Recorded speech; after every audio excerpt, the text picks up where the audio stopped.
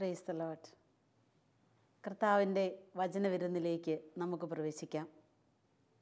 കർത്താവിൻ്റെ വചനം കേൾക്കുമ്പോൾ നമ്മുടെ മനസ്സിന് ആനന്ദവും ശരീരത്തിന് ആരോഗ്യവും ശക്തിയും അവിടുന്ന് പ്രദാനം ചെയ്യും. നമുക്കിന്ന് വിശുദ്ധ മത്തായിയുടെ സുവിശേഷം 6-ാം അധ്യായം 17-18 തിരുവചനങ്ങൾ ധ്യാനിക്കാം. വചനം ഇപ്രകാരമാണ്: എന്നാൽ നീ ഉപവസിക്കുന്നത് അദൃശ്യനായ പിതാവല്ലാതെ മറ്റാരും കാണാതിരിക്കുന്നതിന് ശിരസിൽ തൈലം പുരട്ടുകയും മുഖം കഴുകുകയും ചെയ്യുക. രഹസ്യങ്ങൾ അറിയുന്ന പിതാവ് നിനക്ക് പ്രതിഫലം നൽകും.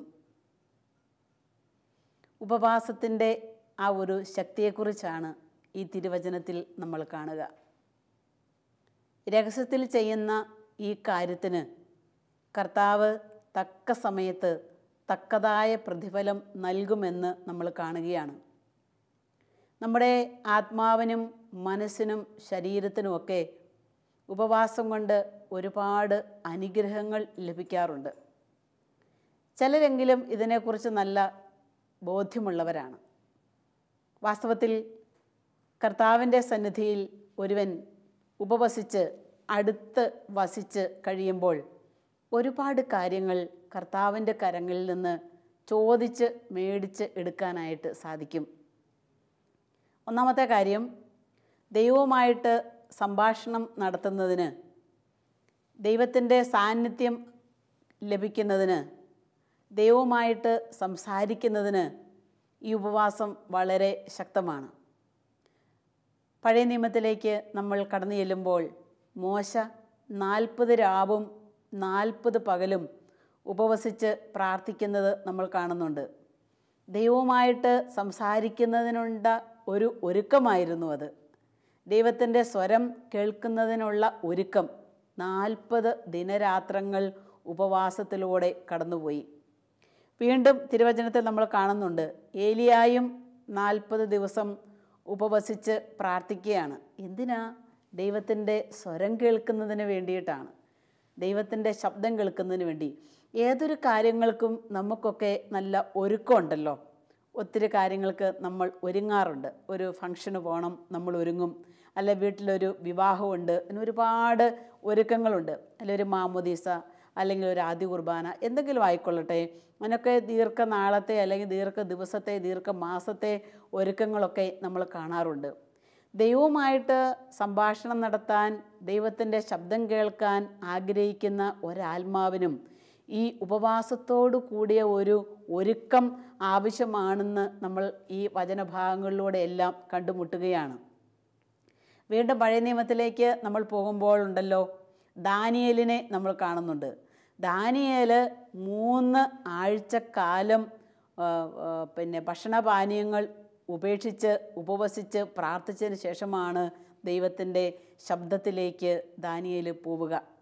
അപ്പം ദൈവവുമായിട്ട് ഒരാഭിമുഖ്യം പ്രാപിക്കാൻ ആഗ്രഹിക്കുന്ന എല്ലാവരും ഈ ഒരു ഉപവാസ പ്രാർത്ഥന അവർക്കുണ്ടെങ്കിൽ അത് അതിശക്തമായിട്ട് നമുക്ക് കാണാനായിട്ട് സാധിക്കും. ഇതിനെക്കുറിച്ച് വിശുദ്ധ ജോൺ ക്രിസ്റ്റോസ്റ്റം പറയുന്ന കാര്യം ഇപ്രകാരമാണ്: നമ്മുടെ ആത്മാവിൻ്റെ ബലമാണ് ഉപവാസം. ഉന്നത നിലകളിൽ പറന്ന് എത്തുവാൻ ഉപവാസം നമ്മളെ സഹായിക്കും. മാത്രമല്ല, ഉന്നതമായ ധ്യാനത്തിൻ്റെ ആനന്ദവും സന്തോഷവും ഉപവാസം നമുക്ക് പ്രദാനം ചെയ്യും. നമ്മുടെ ആത്മാവിൻ്റെ ശക്തിയാണ് ഉപവാസം എന്നാണ് ഈ വിശുദ്ധൻ പറയുക. ഒത്തിരി പേരെ നമ്മൾ കണ്ടിട്ടുണ്ടല്ലോ ഉപവസിച്ച് പ്രാർത്ഥിക്കുന്ന ഒരുപാട് പേരെ. ഈ കഴിഞ്ഞ ദിവസം പ്രാർത്ഥിക്കാനായിട്ട് വന്ന 3 യുവാക്കൾ, അവരായിരിക്കുന്ന സ്ഥലത്ത് നിന്ന് 12 ദിവസം കാൽനടയായി അവർ മലയാറ്റൂർ മലയ്ക്ക് പോകാനായിട്ടുള്ള ഒരുക്കത്തിലാണെന്നാണ് അവർ പങ്കുവച്ചത്. അവരതിനു വേണ്ടി 40 ദിവസത്തെ ഉപവാസം, 40 ദിവസവും ഒരു നേരത്തെ ഭക്ഷണം മാത്രമാണ് ഈ യുവാക്കൾ കഴിക്കുക. ഒരു നേരം മാത്രം കഴിക്കും. അപ്പം ഞാനതിൽ ഒരു യുവാവിനോട് ചോദിച്ചു, എന്താ ഇത്ര കഠിനമായ ഉപവാസവും നോയമ്പും ഒക്കെ എടുത്ത് ഇപ്രകാരം ഒരു ത്യാഗത്തിനിറങ്ങിയത്? അപ്പോൾ ആ യുവ സഹോദരൻ പറഞ്ഞ മറുപടി വളരെ ശ്രദ്ധേയമാണ്. ആ യുവ സഹോദരൻ പറഞ്ഞു, സിസ്റ്ററെ, എൻ്റെ ആത്മാവിനെ ഒന്ന് ശക്തിപ്പെടുത്താൻ വേണ്ടിയിട്ടാണ് ഞാൻ ഈ ത്യാഗത്തിലൂടെ പ്രാർത്ഥിക്കുന്നത്. ആത്മാവിനെ ശക്തിപ്പെടുത്താനുള്ള ഏറ്റവും വലിയ ഒരു മാർഗമാണ് ഉപവാസം. ഉപവാസത്തോടു കൂടി ഉള്ള ആ പ്രാർത്ഥന, 40 ദിവസത്തെ ഉപവാസവും പ്രാർത്ഥനയും മാത്രമല്ല, ത്യാഗം തീരുന്നില്ല. 12 ദിവസം അവരായിരിക്കുന്ന സ്ഥലത്ത് നിന്ന് മലയാറ്റൂർ വരെ നടന്നു കയറണമെങ്കിൽ അത് ചെരുപ്പുകൾ ധരിക്കാതെയാണ് അവർ യാത്രയാകുക. ക്ലേശപൂർണമാണ്, ത്യാഗപൂർണമാണ്, അതോടൊപ്പം തന്നെ ഉപവാസത്തോടു കൂടിയുമാണ് ചെയ്യുക. അപ്പോൾ ഇത്തരത്തിലുള്ള പ്രവൃത്തികൾക്കൊക്കെ കർത്താവ് ഈ ത്യാഗപ്രവൃത്തികൾക്ക് കൂടുതൽ ശക്തിയും കരുത്തും ബലവും കൊടുക്കുന്നത് നമ്മൾ കാണുന്നുണ്ട്. ഈശോ തന്നെ 40 ദിവസത്തെ ഉപവാസ പ്രാർത്ഥനയ്ക്ക് ശേഷം ദൈവരാജ്യ പ്രഘോഷണത്തിലേക്ക് ഇറങ്ങുന്നത് നമ്മൾ കാണുന്നുണ്ട്. ഉപവാസത്തോടു കൂടിയ ആ പ്രാർത്ഥനയിൽ ദൈവത്തിൻ്റെ ശബ്ദം കേൾക്കാനും ദൈവവുമായിട്ട് സംസാരിക്കാനും ദൈവവുമായിട്ടുള്ള ആഭിമുഖ്യത്തിൽ വളരാനും ഒക്കെ നമ്മളെ ഏറെ സഹായിക്കുകയാണ്. വീണ്ടും ഈ ഉപവാസ പ്രാർത്ഥന നമ്മളെ ശക്തിപ്പെടുത്തുന്നത് നമ്മുടെ ജഡതുല്യമായ ഈ ശരീരത്തെ ഒന്ന് അതിൻ്റെ വരുതിയിൽ നിർത്താനായിട്ട് സഹായിക്കും. ഈ ശരീരത്തിൻ്റെ അഹങ്കാരത്തെയൊക്കെ ഒന്ന് ഒതുക്കാനായിട്ട് ഉപവാസത്തോടു കൂടി പ്രാർത്ഥനയ്ക്ക് സാധിക്കും. പൗലോസ്ലീഹ കൊറിന്തോസ്യർക്ക് എഴുതിയ 1-ാം ലേഖനം 9-ാം അധ്യായം 27-ാമത്തെ തിരുവചനം നമുക്കൊന്ന് കേൾക്കാം. മറ്റുള്ളവരോട് സുവിശേഷം പ്രസംഗിച്ച് ഞാൻ തന്നെ തിരസ്കൃതനാകാതിരിക്കുന്നതിന് എൻ്റെ ശരീരത്തെ ഞാൻ കർശനമായി നിയന്ത്രിച്ച് കീഴടക്കുന്നു. ഭക്ഷണ പാനീയങ്ങളിലുള്ള മിതത്വം ജഡത്തെ അതിൻ്റെ വരുതിയിൽ നിർത്താനായിട്ട് ഏറെ സഹായിക്കും. ഞാൻ ഓർക്കാണ്, എൻ്റെ അടുത്ത് വർഷങ്ങളായി പ്രാർത്ഥിച്ചുകൊണ്ടിരിക്കുന്ന ഒരു സഹോദരൻ. ആ സഹോദരന് ഭക്ഷണപാനീയങ്ങളോടൊക്കെ നല്ല ആഗ്രഹവും താല്പര്യമൊക്കെ ഉള്ള വ്യക്തിയാണ്. ഈ സഹോദരൻ്റെ ഒരു മകൻ സെമിനാരി ജീവിതത്തിലേക്ക് വേണ്ടി പുറപ്പെട്ടു. ഇന്ന് സെമിനാരി പഠനത്തിൻ്റെ 7-ാം വർഷത്തിൽ ആ മകൻ എത്തി നിൽക്കുകയാണ്. തൻ്റെ മകൻ സെമിനാരിയിലേക്ക് അല്ലെങ്കിൽ പോകാൻ തീരുമാനമെടുത്ത അന്ന് മുതൽ ഈ പിതാവ് ചെയ്ത ഒരു കാര്യമുണ്ട്. അദ്ദേഹത്തിന് ഏറ്റവും പ്രിയപ്പെട്ട മത്സ്യവും മാംസവും അദ്ദേഹം ഉപേക്ഷിച്ചു. വാസ്തവത്തിൽ അത് മറ്റൊരു രീതിയിലുള്ള ഒരു ഉപവാസമാണെന്ന് നമുക്ക് പറയാനായിട്ട് സാധിക്കും. മത്സ്യവും മാംസവും ഉപേക്ഷിച്ചു. തൻ്റെ മകന് 7 വർഷമായി സെമിനാരിയിലുണ്ട്, പഠന കാലഘട്ടങ്ങളോട് നീങ്ങുകയാണ്. പിതാവ് പറയുന്നൊരു കാര്യമുണ്ട്, സിസ്റ്റർ, അതുകൂടാതെ ഞാൻ ആഴ്ചയിൽ 2 ദിവസം എൻ്റെ മകന് വേണ്ടി പ്രത്യേകം പ്രാർത്ഥിക്കാൻ മാറ്റി വെച്ചിട്ടുണ്ട്. അദ്ദേഹം എല്ലാ വെള്ളിയാഴ്ചകളിലും ഉപവസിച്ച് പ്രാർത്ഥിക്കുന്ന ഒരു സഹോദരനാണ്. അതുകൂടാതെ തൻ്റെ മകന് വേണ്ടി ബുധനാഴ്ച ദിവസവും ഈ വെള്ളിയാഴ്ചത്തെ കൂടാതെ ഉപവസിച്ച് പ്രാർത്ഥിക്കുകയാണ്. എന്ന് വെച്ചാൽ ഒരു പ്രത്യേക കാര്യസാധ്യത്തിന് വേണ്ടി ത്യാഗത്തോടുകൂടെ പ്രാർത്ഥിക്കുകയാണ്. എന്നിട്ട് ഒപ്പം അദ്ദേഹം പറയാണ്, എൻ്റെ ശരീരത്തെ അതിൻ്റെ ആശകൾക്ക് വിട്ടുകൊടുത്താൽ ശരിയാകുകയല്ലോ. അതുകൊണ്ട് എൻ്റെ ശരീരത്തെയും കൂടെ ഒന്ന് ശരിയായ രീതിയിൽ കൺട്രോൾ ചെയ്യാൻ എന്നെ സഹായിക്കുന്നുണ്ട് എൻ്റെ ഈ പ്രാർത്ഥനയും എൻ്റെ ഉപവാസവും. അപ്പോൾ 2 കാര്യത്തിനായി, തൻ്റെ മകന് വേണ്ടിയുമായി എൻ്റെ ആത്മീയ ജീവിതത്തിന് വേണ്ടിയുമായി എന്ന് ആ സഹോദരന് കൂടെ പറയുന്ന ഒരു കാര്യമാണ്. ഇങ്ങനെ ഒത്തിരി മനുഷ്യർ അവരുടെ ജീവിതത്തിൻ്റെ സാഹചര്യങ്ങളിൽ ദൈവത്തിൻ്റെ കരങ്ങളിൽ നിന്ന് അനുഗ്രഹം കിട്ടാൻ വേണ്ടിയിട്ട് അവർ ത്യാഗപൂർവ്വം പ്രാർത്ഥിക്കുകയാണ്, ഉപവസിച്ച് പ്രാർത്ഥിക്കുകയാണ്. നമ്മുടെയൊക്കെ ഭവനങ്ങളിൽ ഒരുപാട് നമ്മുടെ അമ്മമാരൊക്കെ അവരാഴ്ചകളിൽ 1ഉം 2ഉം ഒക്കെ പ്രാവശ്യം അവർ ഉപവസിക്കാറുണ്ട്, പ്രാർത്ഥിക്കാറുണ്ട്. ഒരു പക്ഷേ മക്കളായ നമുക്കത് അറിയാൻ പോലും പാടില്ലായിരിക്കും. അവരത് രഹസ്യത്തിൽ ചെയ്യാണ്. വചനം പറയുന്നത് പോലെ തന്നെ അവർ വളരെ രഹസ്യത്തിൽ അത് ചെയ്യുന്നു. രഹസ്യത്തിൽ ചെയ്യുന്ന ഈ കാര്യങ്ങൾക്ക് രഹസ്യം അറിയുന്ന കർത്താവ് അവർക്ക് അതിന് വേണ്ട ഉത്തരവും കൊടുക്കും.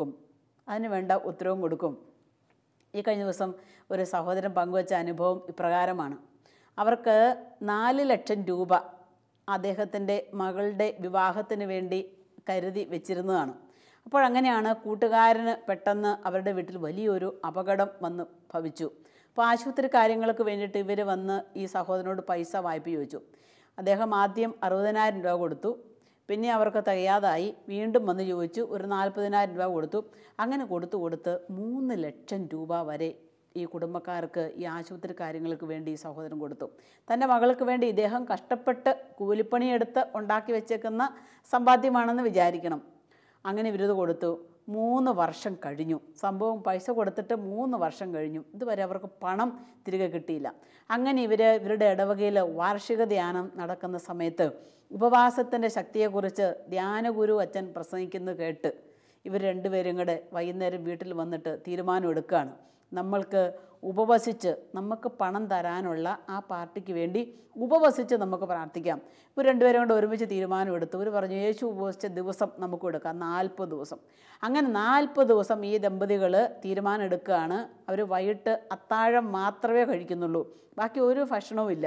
40 ദിവസം ഈ പണം തരാനുള്ള ആൾക്ക് വേണ്ടി 40 ദിവസത്തെ അതിശക്തമായ പ്രാർത്ഥന രണ്ടുപേരും കൂടെ അങ്ങോട്ടും ഇങ്ങോട്ടും പ്രഖ്യാപിച്ചു. മകൾക്ക് സ്കൂളിൽ പോകണം, അവർക്ക് ഭക്ഷണം ഉണ്ടാക്കും, അവരുടെ കാര്യങ്ങളൊക്കെ കൃത്യം ചെയ്യും.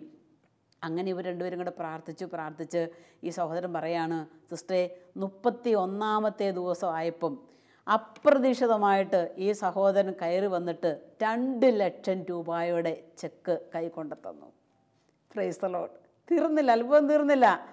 31 ദിവസം ആയപ്പോഴേക്കും 2 ലക്ഷം രൂപ ഇവരുടെ കയ്യിലെത്തി. എന്നിട്ട് ഈ സഹോദരൻ പറയാണ്, സന്തോഷത്തോടുകൂടി പറയാണ്, സിസ്റ്ററെ 40 ദിവസം എത്താൻ ഒരു ദിവസം, അതായത് 39-ാമത്തെ ദിവസം ആയപ്പോഴേക്കും ഒരു ദിവസം ഉച്ചയ്ക്ക് ഈ പണം തരാനുള്ള സഹോദരനും അദ്ദേഹത്തിൻ്റെ ഭാര്യയും കൂടെ കടന്നു വരികയാണ്. കടന്നു വന്നിരുന്ന് വർത്തമാനമൊക്കെ പറഞ്ഞു. അപ്പോൾ അവർ ഉച്ചഭക്ഷണം പിള്ളേർക്കുണ്ടാക്കിയതിൻ്റെ കുറച്ച് ചോറ് മാത്രമേ അവരുടെ വീട്ടിലുള്ളൂ. അപ്പോൾ അവർ ചോദിച്ചു, നിങ്ങൾ ഉച്ചഭക്ഷണം കഴിച്ചോ?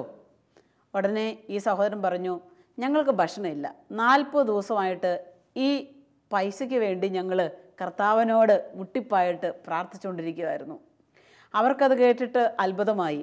ഈ സഹോദരന് ബാക്കിയുണ്ടായിരുന്ന 1 ലക്ഷം രൂപയും അതുകൂടാതെ ഇത്രയും കാലം വൈകി എന്നുള്ളതിൻ്റെ പേരിൽ ഒരു 50,000 രൂപയും കൂടെ കൂടുതൽ കൊടുത്തു. കർത്താവിൻ്റെ ആ വലിയൊരു പ്രവൃത്തി എത്ര കണ്ട് മനോഹരമായിരിക്കുകയാണ്. 3,50,000 രൂപയും കർത്താവ് അവരുടെ കരങ്ങളിൽ എത്തിച്ചു. ഇനി നിങ്ങൾ പറ, ഉപവാസത്തിന് ഫലമുണ്ടോ ഇല്ലയോ? ഉപവാസത്തോടു കൂടിയ പ്രാർത്ഥനയ്ക്ക് അതിശക്തമായ ഫലമുണ്ട്. ദൈവം ഇടപെടുന്ന ഒരു അപരിമേയമായ നിമിഷം കൂടിയാണ് ഈ പ്രാർത്ഥനയുടെ ശക്തി എന്ന് പറയുന്നത്. 84 വയസ്സ് പ്രായമായ അന്ന എന്ന് പറയുന്ന ഈ സഹോദരി തിരുവചനത്തിൽ നമ്മൾ കാണുന്നുണ്ട്.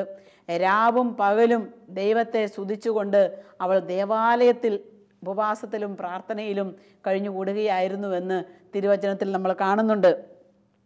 വീണ്ടും വിശുദ്ധ ഗ്രന്ഥത്തിലേക്ക് നമ്മൾ പോകുമ്പോൾ പൗലോസ് കൊറിന്തോസുകാർക്ക് എഴുതിയ 1-ാമത്തെ ലേഖനത്തിൻ്റെ 12-ാം അധ്യായത്തിൻ്റെ 1-ാമത്തെ തിരുവചനത്തിൽ നമുക്ക് ഇപ്രകാരം കാണാം. ആകയാൽ സഹോദരരെ, ദൈവത്തിൻ്റെ കാരുണ്യം അനുസ്മരിച്ചുകൊണ്ട് ഞാൻ നിങ്ങളോട് അപേക്ഷിക്കുന്നു, നിങ്ങളുടെ ശരീരത്തെ വിശുദ്ധവും ദൈവത്തിന് പ്രീതികരവുമായ സജീവ ബലിയായി സമർപ്പിക്കുവിൻ. ഉപവാസത്തിലൂടെ നാം ദൈവത്തെ ബഹുമാനിക്കുന്നു. ഉപവാസത്തിലൂടെ നാം കർത്താവിനെ ആരാധിക്കുന്നു. ഈ ശരീരം കൊണ്ട് കർത്താവിനെ ആരാധിക്കുകയാണ് ചെയ്യുന്നത്. വീണ്ടും സങ്കീർത്തന പുസ്തകങ്ങൾ 69-ാം അധ്യായത്തിൻ്റെ 10-ാമത്തെ തിരുവെഴുത്തിൽ നമ്മൾ കാണുകയാണ്. ഉപവാസം കൊണ്ട് ഞാൻ എന്നെ തന്നെ വിനീതനാക്കി. ഉപവാസം കൊണ്ട് ഞാൻ എന്നെ തന്നെ വിനീതനാക്കി. സ്വയം വിനീതനാകാനും കൂടെയുള്ള ഒരു വഴിയാണ് ഉപവാസത്തോടു കൂടിയ പ്രാർത്ഥന എന്ന് പറയുന്നത്. എൻ്റെ അമ്മച്ചി, എൻ്റെ ഓർമ്മയിലുണ്ട് ഉപവസിച്ച് പ്രാർത്ഥിക്കുന്ന ആ നാളുകളൊക്കെ. ചെറിയ കാര്യത്തിന് പോലും അമ്മച്ചിയുടെ ബലം എന്ന് പറയുന്നത് ഉപവാസമാണ്. ഉച്ചയ്ക്കത്തെ ഭക്ഷണമില്ല, അത്താഴമില്ല, ചിലപ്പോൾ രാവിലെ കാപ്പി കുടിക്കുന്നത് കാണാനില്ല. ചോദിച്ചു കഴിയുമ്പോൾ ഒന്നും മിണ്ടിയല്ല. പിന്നീടാണ് മനസ്സിലായത്, പ്രായമൊക്കെ എത്തിക്കഴിഞ്ഞപ്പോൾ എൻ്റെ അമ്മ ഉപവസിച്ച് പ്രാർത്ഥിക്കുകയായിരുന്നു എന്ന്. നമ്മുടെയൊക്കെ ഭവനങ്ങളിൽ അനേകർ ഇതുപോലെ ഉപവസിച്ച് പ്രാർത്ഥിക്കുന്നവരുണ്ട്. വളരെ പ്രത്യേകിച്ച് നോമ്പ് കാലഘട്ടത്തിലേക്കൊക്കെ പ്രവേശിക്കുമ്പോൾ 25 നോമ്പ്, 50 നോമ്പ്, 8 നോമ്പ്, 15 നോമ്പ്, 3 നോമ്പ് എന്നൊക്കെ പറയുന്ന നോമ്പിൻ്റെ വാരങ്ങളിലൂടെ നമ്മൾ കടന്നു പോകുമ്പോൾ ഒരുപാട് മനുഷ്യർ ഉപവസിച്ച് പ്രാർത്ഥിക്കുകയാണ്. കർത്താവ് അവർക്കൊക്കെ അവരുടെയൊക്കെ ജീവിതങ്ങൾക്കൊക്കെ ഒരു രീതിയിൽ അല്ലെങ്കിൽ മറ്റൊരു രീതിയിൽ ഉത്തരം നൽകി അനുഗ്രഹിച്ചുകൊണ്ടുമാണ് ഇരിക്കുന്നത്. ജോയൽ പ്രവാചകൻ്റെ പുസ്തകം 2-ാം അധ്യായം 18-ാമത്തെ തിരുവചനം വളരെ ശ്രദ്ധേയമാണ്. കർത്താവ് അരുളി ചെയ്യുന്നു, ഇപ്പോഴെങ്കിലും ഉപവാസത്തോടും വിലാപത്തോടും നെടുവീർപ്പോടും കൂടെ നിങ്ങൾ പൂർണ്ണ ഹൃദയത്തോടെ എൻ്റെ അടുത്തേക്ക് തിരിച്ചു വരുവിൻ. ഉപവാസത്തോടും പ്രാർത്ഥനയോടും പൂർണ്ണമായ ഹൃദയത്തോടും കൂടെ കർത്താവിൻ്റെ അടുക്കിലേക്ക് തിരികെ ചെല്ലാനായിട്ട് കർത്താവ് ആഗ്രഹിക്കുകയാണ്. അപ്പോൾ നമ്മൾക്ക് തിരികെയുള്ള മടക്കയാത്രയ്ക്കുള്ള തിരിച്ചുപോക്കിനുള്ള ഒരു ശക്തമായിട്ടുള്ള ഒരു ആയുധം കൂടിയാണ് ഉപവാസത്തോടു കൂടിയ പ്രാർത്ഥന. എന്നെ കേൾക്കുന്ന പ്രിയപ്പെട്ട സഹോദരി സഹോദരന്മാരെ, നിങ്ങളുടെ ജീവിതത്തിൻ്റെ ഏതെങ്കിലുമൊക്കെ നിമിഷങ്ങളിൽ കർത്താവിൻ്റെ വലിയ ശക്തി പ്രകടമാകുന്നില്ല എന്ന് നിങ്ങൾക്ക് തോന്നുന്നുണ്ടെങ്കിൽ, അതല്ലെങ്കിൽ തോന്നി തുടങ്ങിയാൽ നിങ്ങൾ ഉപവാസത്തോടു കൂടെ ഒന്ന് നിങ്ങളുടെ പ്രാർത്ഥനയെ ആരംഭിക്കുക. കർത്താവ് അപ്പോൾ ശക്തമായിട്ട് നിങ്ങളുടെ ജീവിതത്തിൽ ഇടപെടുന്നത് കാണാനായിട്ട് സാധിക്കും. Hallelujah, hallelujah. വീണ്ടും അടുത്തത് ഉപവാസത്തിൻ്റെ ഗുണമെന്ന് പറയുന്നത് പാപപരിഹാരത്തിന് ഇത് ഏറ്റവും വലിയ ഒരു മാർഗമാണ്. നിനവയിലെ ജനങ്ങൾ നമ്മൾ കാണുന്നുണ്ടല്ലോ വിശുദ്ധ ഗ്രന്ഥത്തിൽ. അവരുടെ പാപത്തിന് പരിഹാരം ചെയ്തത് നിനവേ ജനങ്ങൾ മുഴുവനും ചാക്കുടുത്ത് ചാരം പൂശി ഉപവസിച്ച് അവർ പ്രാർത്ഥിച്ചു. ദൈവത്തിൻ്റെ കോപത്തെ മാറ്റുന്നതിന് ഏറ്റവും ശക്തമായ ഒരു കരുത്താർജിക്കുന്ന നിമിഷം കൂടിയാണ് ഉപവാസത്തോടു കൂടിയിട്ടുള്ള പ്രാർത്ഥന. വിശുദ്ധ സിപ്രിയാൻ ഇതിനെക്കുറിച്ച് പറയുന്നത് ഇപ്രകാരമാണ്: വേദനിക്കുന്ന ദൈവത്തിൻ്റെ കോപത്തെ അവിടുന്ന് ആവശ്യപ്പെട്ടിരിക്കുന്നത് പോലെ ഉപവാസത്തിലൂടെയും പ്രാർത്ഥനയിലൂടെയും നിങ്ങൾക്ക് ശമിപ്പിക്കാം. ഒരിക്കൽ കൂടി ശ്രദ്ധിക്കാം. വേദനിക്കുന്ന ദൈവത്തിൻ്റെ കോപത്തെ അവിടുന്ന് ആവശ്യപ്പെട്ടിരിക്കുന്നത് പോലെ ഉപവാസത്തിലൂടെയും പ്രാർത്ഥനയിലൂടെയും ശമിപ്പിക്കാം. ഉപവാസത്തിലൂടെയും പ്രാർത്ഥനയിലൂടെയും ദൈവത്തിൻ്റെ കോപത്തെ ശമിപ്പിക്കാമെന്ന് ഈ വിശുദ്ധൻ പറഞ്ഞു വെക്കുകയാണ്. തിരുവചനത്തിലേക്ക് നമ്മൾ കടന്നു ചെല്ലുമ്പോൾ ആഹാബ് രാജാവ് വളരെ ദുഷ്ടനായ ഒരു രാജാവായിരുന്നു ആഹാബ് രാജാവ്. പക്ഷേ അദ്ദേഹം ഉപവസിച്ച് പ്രാർത്ഥിച്ച് ദൈവത്തിൻ്റെ പ്രീതിയും അനുഗ്രഹവും നേടിയെടുക്കുന്നത് വിശുദ്ധ ഗ്രന്ഥം നമ്മുടെ കൺമുൻപിൽ വരച്ച് കാണിക്കുന്നുണ്ട്. കൊളത്തുവയിൽ ധ്യാന കേന്ദ്രത്തിൽ കഴിഞ്ഞ വർഷം ഒരു തപസ് ധ്യാനം നടത്തി. 3 ദിവസത്തെ ഒരു തപസ് ധ്യാനം. ആ തപസ് ധ്യാനത്തിൽ ഉണ്ടായിരുന്ന ഒരു സഹോദരന് അദ്ദേഹം പങ്കുവച്ചു, സിസ്റ്ററെ, ഞാനൊരു പ്രത്യേക നിയോഗത്തോടു കൂടിയാണ് ഈ തപസ് ധ്യാനത്തിലേക്ക് കടന്നു വന്നിരിക്കുക. തപസ് ചെയ്ത് ദൈവത്തെ പ്രീതിപ്പെടുത്താൻ ആഗ്രഹിച്ച് എല്ലാ തിരക്കിനിടയിൽ നിന്നും മാറി നിന്നുകൊണ്ട് അദ്ദേഹം വന്ന് നിൽക്കുകയാണ്. അപ്പോൾ ധ്യാനത്തിൻ്റെ ആ ഉപവാസത്തിൻ്റെ 3-ാമത്തെ ദിവസം വൈകുന്നേരം അല്പം ഒരു ശകലം രീതിയിലായിട്ട് പൊടിയായിട്ടുള്ള കുറച്ച് കഞ്ഞി ഇവർക്ക് ഭക്ഷിക്കാൻ കൊടുക്കും, മറ്റൊന്നുമില്ല. അപ്പോൾ ഈ കഞ്ഞി കഴിച്ചുകൊണ്ടിരിക്കുന്ന ഈ സമയത്ത് ഈ സഹോദരൻ പറഞ്ഞൊരു കാര്യമുണ്ട്: ഞാൻ അല്പം മാത്രമേ കഴിക്കുന്നുള്ളൂ, പേരിന് മാത്രമേ കഴിക്കുന്നുള്ളൂ. കാരണം എൻ്റെ ഈ ആവശ്യം ദൈവത്തിൻ്റെ തൃക്കരങ്ങളിൽ എത്തുവോളം ഞാൻ തപസ് ചെയ്യാനായിട്ട് ആഗ്രഹിക്കുകയാണ്. എത്തുവോളം തപസ് ചെയ്യാനായിട്ട്.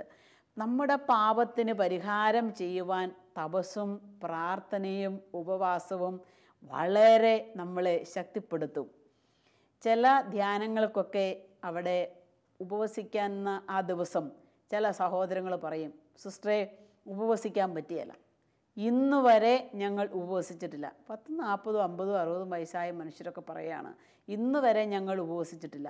അതുകൊണ്ട് ഭക്ഷണം കഴിക്കാതിരിക്കുന്ന കാര്യത്തെക്കുറിച്ച് ആലോചിക്കാനേ വയ്യ.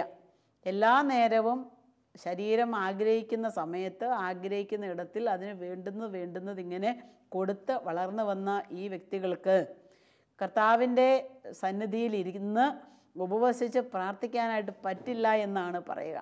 പക്ഷെ പറ്റില്ല എന്ന് പറഞ്ഞിട്ടുള്ള അനേകം മനുഷ്യരും ഇതിനു വേണ്ടി ഒന്ന് പരിശ്രമിച്ചു കഴിഞ്ഞപ്പോൾ പറ്റിയതായിട്ട് അവരും രേഖപ്പെടുത്തിയിട്ടുണ്ട്.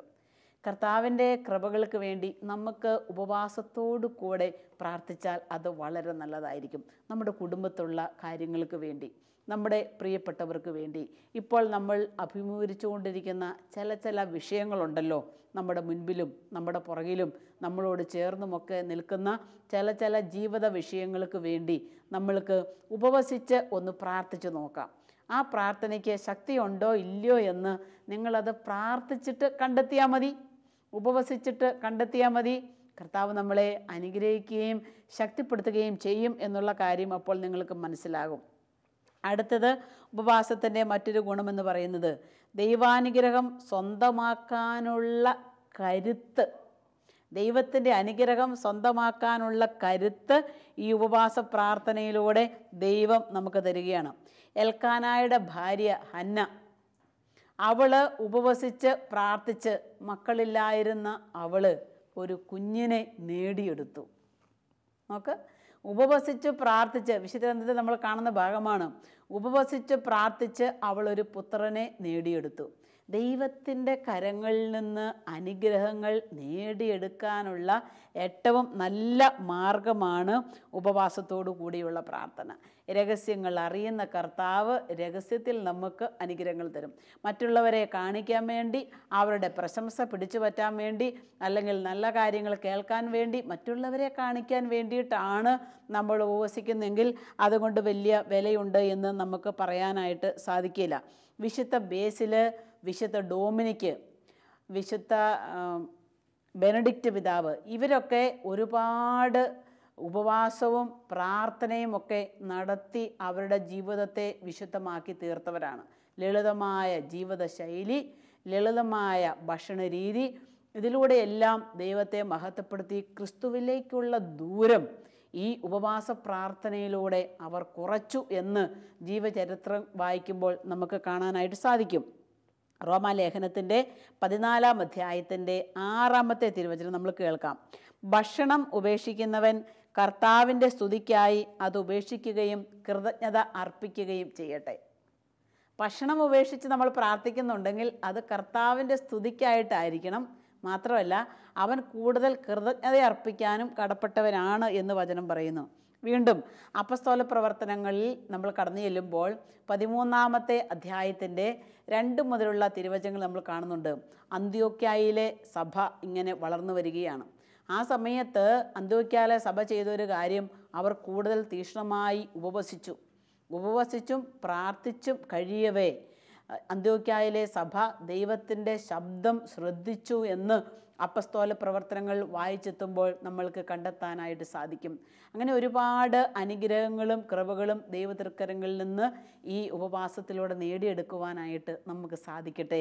ഈ തിരുവചനം കേട്ട നമുക്കെല്ലാവർക്കും ഉപവാസത്തോടു കൂടെയുള്ള പ്രാർത്ഥനകൾ ആരംഭിക്കാം. ദൈവതൃക്കരങ്ങളിൽ നിന്ന് സമൃദ്ധമായ അനുഗ്രഹങ്ങൾ നേടിയെടുക്കുവാൻ നമുക്ക് അതിനായി സാധിക്കുകയും ചെയ്യട്ടെ എന്ന് പ്രാർത്ഥിക്കുന്നു. ആമേൻ.